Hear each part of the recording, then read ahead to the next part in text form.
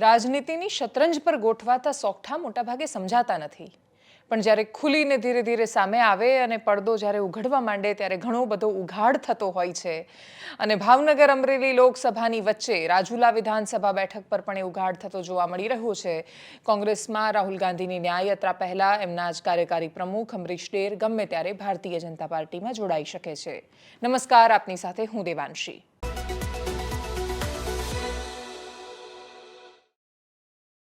અમરીશ ડેર એવા નેતા છે જે રાજુલાથી જ્યારે વિધાનસભા ચૂંટણી જીતીને આવ્યા એના પછી વિધાનસભા ગૃહમાં ભારતીય જનતા પાર્ટીની પરિસ્થિતિ અને શાસનની સામે નારાજ થઈને પ્રતાપ દુધાત, અમરીશ ડેર આ બધા લોકોએ બૂમો પાડી ઉછળીને સ્પીકરની સામે સંઘર્ષ માંડ્યો હતો, જંગનું એલાન કર્યું હતું. પ્રતાપ દુધાતે તો માઇક ખેંચીને ફેંકી દીધું હતું. અમરેલીના એ ધારાસભ્યો બહુ જ આક્રમકતાથી ગૃહમાં 2017ની ચૂંટણી પછી પોતાની વાત અને રજૂઆત કરતા અને કહેતા દેખાતા. 2017થી 22 વચ્ચેનો સમય એવો હતો કે જ્યાં કોંગ્રેસ અતિશય આક્રમક હતી, કેમ કે એમની પાસે સંખ્યાબળ હતું. આક્રમક અને કદ્દાવર નેતાઓ વિધાનસભા ગૃહની અંદર હતા. ખેડૂતનો પ્રશ્ન હોય કે બાકીની અનેક સમસ્યાઓ, કોંગ્રેસના નેતાઓએ વારંવાર એ મુદ્દાને ઉપાડ્યા અને પછી એને અંજામ સુધી પહોંચાડ્યા. રાજુલામાં અમરેલીના રેલવેનો પ્રશ્ન હોય, રેલવેની જમીન ફાળવવાનો પ્રશ્ન હોય, આ બધા જ પ્રશ્નો પર અમરીશ ડેર ખૂબ જ આક્રમક દેખાયા. પણ એ આક્રમકતાનું પરિણામ 2022માં ન મળ્યું. ત્રિપાંખ્યો જંગ થયો, અમરીશ ડેરની હાર થઈ. ફરી એકવાર ભારતીય જનતા પાર્ટીના હીરા સોલંકીનો વિજય થયો.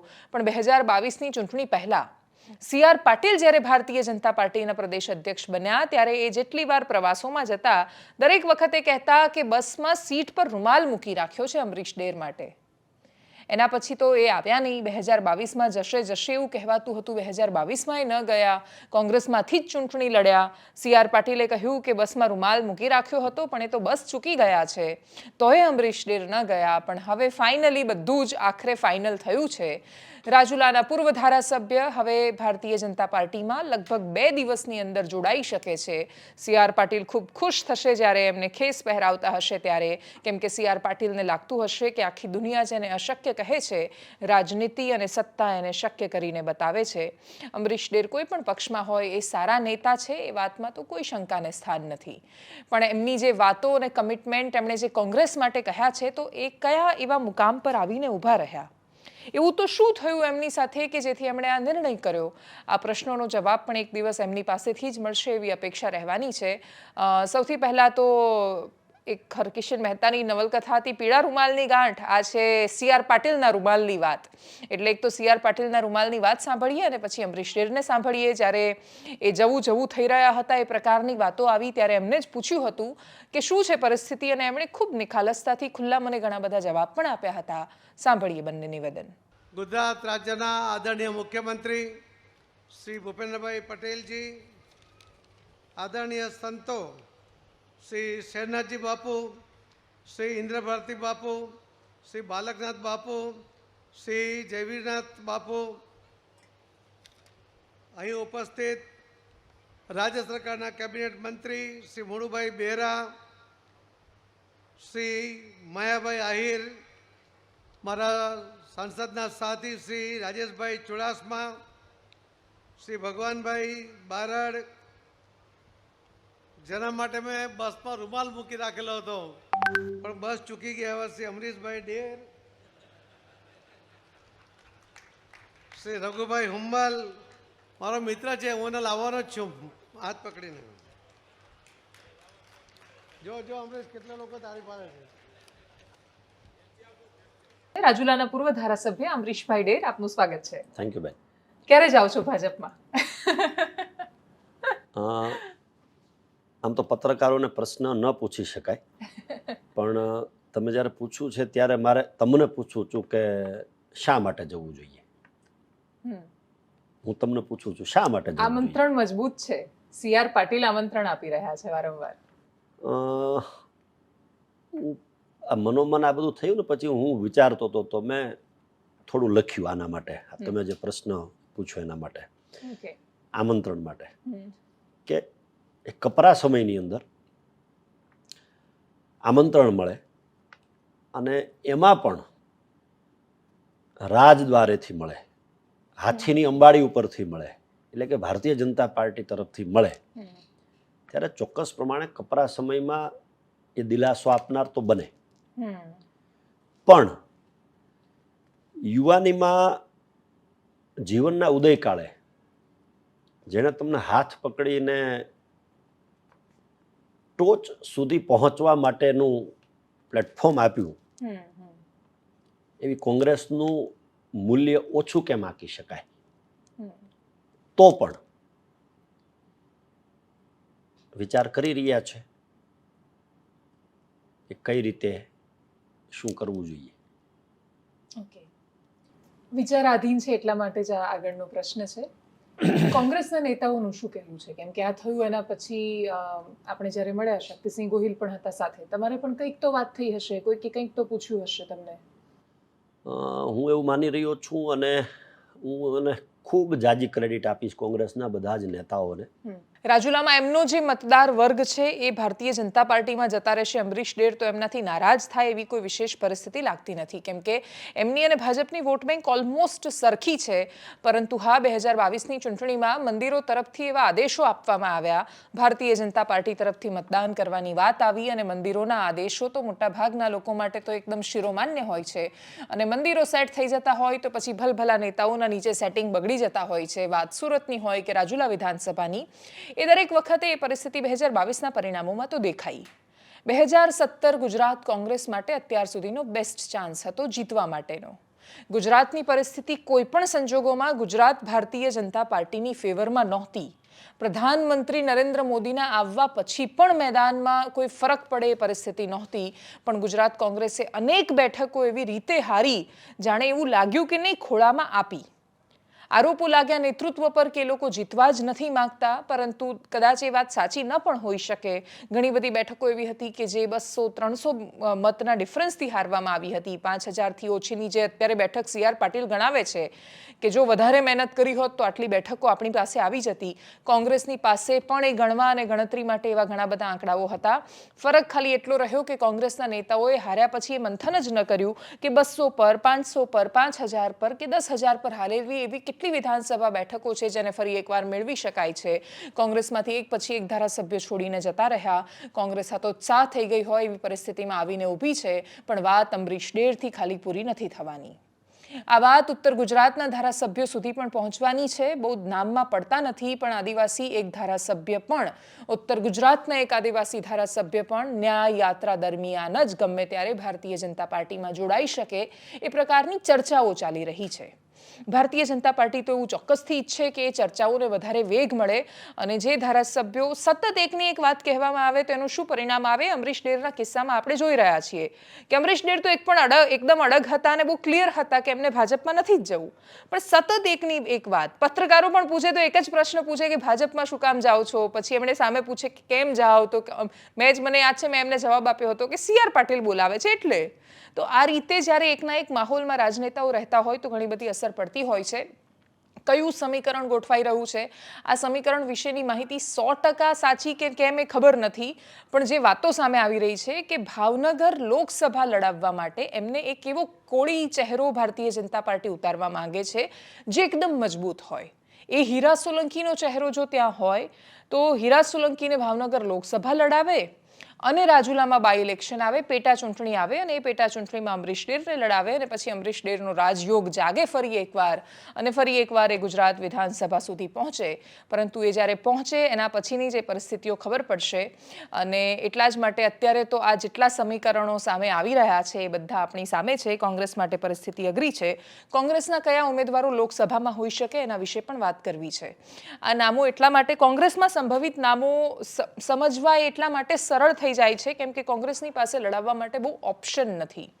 પંચમહાલમાં જે નવા ઉમેદવાર રાજપાલસિંહ જાદવ ભારતીય જનતા પાર્ટીએ જાહેર કર્યા છે, રતનસિંહની ટિકિટ કાપી છે, તો એની સામે લુણાવાડાના ધારાસભ્ય ગુલાબસિંહને કોંગ્રેસ પાર્ટી ઉતારી શકે છે જો ગુલાબસિંહ સહમત થાય તો.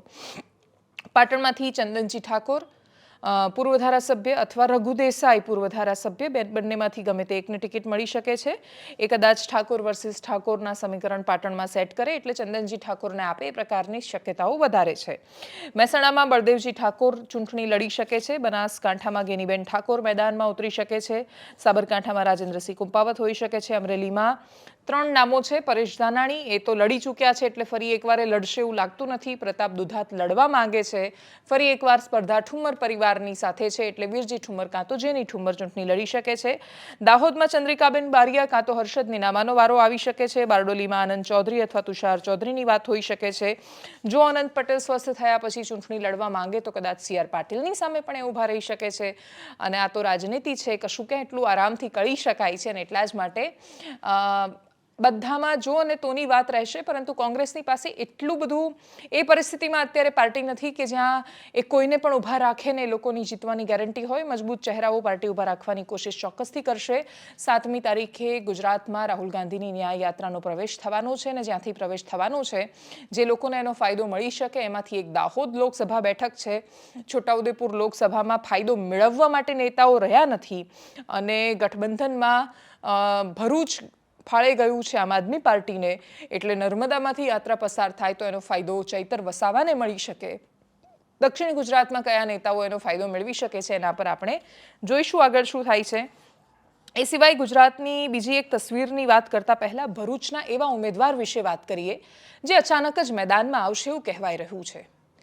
ભરૂચ લોકસભામાં છોટુ વસાવા પણ ચૂંટણી લડી શકે છે અને હવે જો જંગ થશે તો એ બહુ સ્પષ્ટતા સાથે છોટુ વસાવા વર્સિસ ચૈતર વસાવા વર્સિસ મનસુખ વસાવાનો હશે. કોનો વોટ બેઝ સરખો છે, કોના વોટમાં છોટુ વસાવા ભાગ પડાવી શકે તો બહુ જ સરળ વાત છે. એ જે જનાધારમાં ભાગ પડાવે એ ચૈતર વસાવાનો જ હોઈ શકે. એટલા માટે કેમ કે ચૈતર વસાવાના જે તે સમયના રાજકીય ગુરુ છે, એમની જ છત્રછાયામાંથી ચૈતર વસાવા બહાર આવ્યા છે. હવે છોટુ વસાવાના દીકરા મહેશ વસાવા તો ભારતીય જનતા પાર્ટીના સમર્થનમાં જતા રહ્યા છે. એ બાપ દીકરો તો સાથે છે નહીં. એમના બીજા દીકરા જે ઓલરેડી રાજસ્થાન મધ્યપ્રદેશ જેવામાં પાવરફુલ તો છે પણ એ સિવાય વોટ ખાસ્સા લઈ જાય છે. એટલે ગુજરાતની બહાર પણ જો કોઈ આદિવાસી નેતા લોકપ્રિય હોય તો એ છોટુ વસાવા છે. પણ છોટુ વસાવાનો પોતાનો જે આધાર છે એ ના ઝઘડિયા સીટ એમની પાસે રહી છે, ના ડેડિયાપાડા એમની પાસે રહી છે. 182ના જ્યારે પણ કેલ્ક્યુલેશન કરવામાં આવતા CR પાટીલ કહેતા કે 182 અમે જીતીશું ત્યારે 3-4 બેઠકો તો બધા બાદ જ કરી દેતા. એ કહેતા કે ભાઈ કુતિયાણામાં કાંધલ જાડેજા શું કરશે જો તમે જીતશો તો. બધા જ પ્રશ્નો પૂછતા કે ભાઈ ચૈતર વસાવાનું શું થશે જો તમે જીતશો તો. એટલે આ રીત છોટુ વસાવાનું શું થશે, આ બંને બેઠકો તો તમે બાદ જ કરી દો. એટલે ઝઘડિયા અને ડેડિયાપાડા બેઠકો છોટુ વસાવા માટે રિઝર્વ ગણાતી. એવી રિઝર્વ ગણાતી બેઠકોમાં છોટુ વસાવાનું અસ્તિત્વ નથી રહ્યું. 2022ની ચૂંટણીએ બહુ જ મોટા ઉલટફેર બતાવ્યા. પણ એના પછી જો ફરી એકવાર છોટુ વસાવા આ ચૂંટણી લડે છે તો એ ચૈતર વસાવાને નુકસાન પહોંચાડશે અને ચૈતર વસાવાને નુકસાનનો ફાયદો ભારતીય જનતા પાર્ટીને ફાયદો, મનસુખ વસાવાને ફાયદો. મનસુખ વસાવા એટલા નસીબદાર અને ભારતીય જનતા પાર્ટીના એટલા દિગ્ગજ અને એકમાત્ર એવા સાંસદ છે આ વખતે કે જેમને સતત 7 ટર્મ આ રીતે રિપીટ કરવામાં આવ્યા હોય. તો એમના પોતાના નામ પર આ બહુ મોટો ઇતિહાસ બની ગયો છે.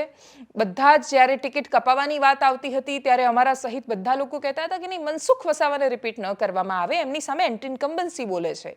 તો એન્ટી ઇન્કમ્બન્સી તો બોલે છે પણ એના પછી એમની પાર્ટીએ દર્શાવેલો ભરોસો બતાવે છે કે મનસુખ વસાવાનો ઓપ્શન ભારતીય જનતા પાર્ટી પાસે નથી અને ભારતીય જનતા પાર્ટી ક્યાંય રિસ્ક લેવા પણ નથી માંગતી.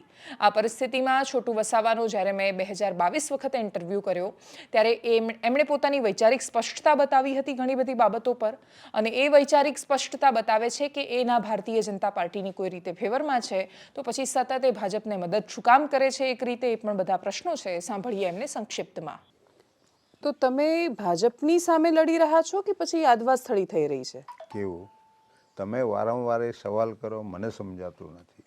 અમારો મકસદ ભાજપને હરાવવાનો છે. ભાજપ લાયક છે નથી આ દેશને, રાજ્યને લાયક નથી, ટ્રાઇબલને લાયક નથી, એટલે એમને અમે હરાવશું. તો લાયક કોણ છે? લાયક કોણ છે? આ પ્રજા લાયક છે. આ પ્રજા એટલે અમે બધા. અમે બધા એટલે ટુ બી સ્પેસિફિક.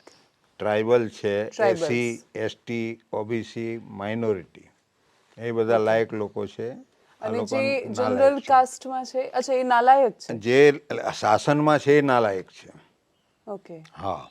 પણ શાસનમાં તો આદિવાસી નેતા પણ છે, રાષ્ટ્રપતિ દ્રૌપદી મુર્મુ છે. ના ના ના ના, એ તો એમના ગુલામ છે ને, ભાજપના ગુલામ છે એટલે અમારા માટે જ બોલી શકતા નથી ને.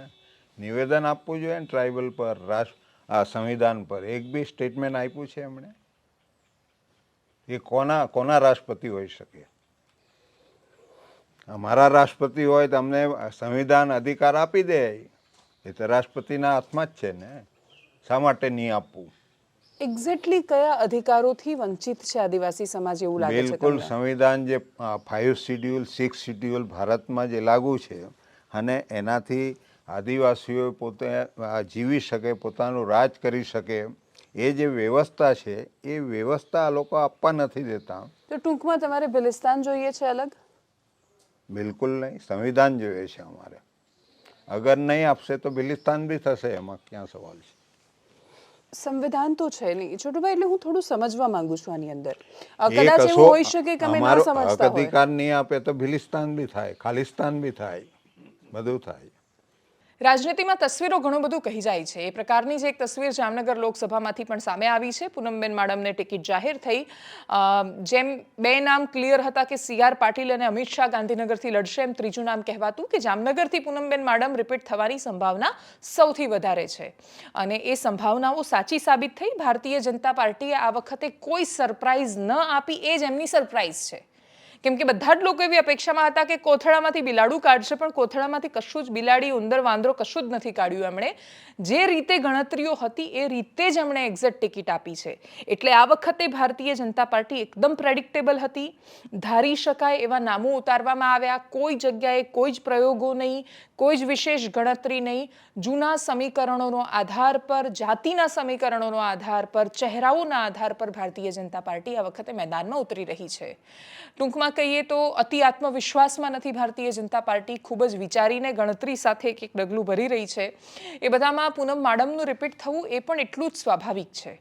એના પછી રીવાબા જાડેજા સહિત બહુ જ બધા લોકો અભિનંદન આપી રહ્યા હતા, પણ રીવાબા જાડેજા સાથેની તસવીર એટલા માટે વાયરલ થાય કેમ કે એક સમયે પોતાના સાંસદની સામે તું મેમે કરનાર રાજનેતા જ્યારે ખૂબ ખુશીથી હસતા હસતા એકબીજાને ગળે મળતા હોય ત્યારે કહેવાય કે રાજનીતિમાં તો તમારે એક ચહેરા પર કેટલા ચહેરા લગાવીને ફરવા પડતા હોય છે.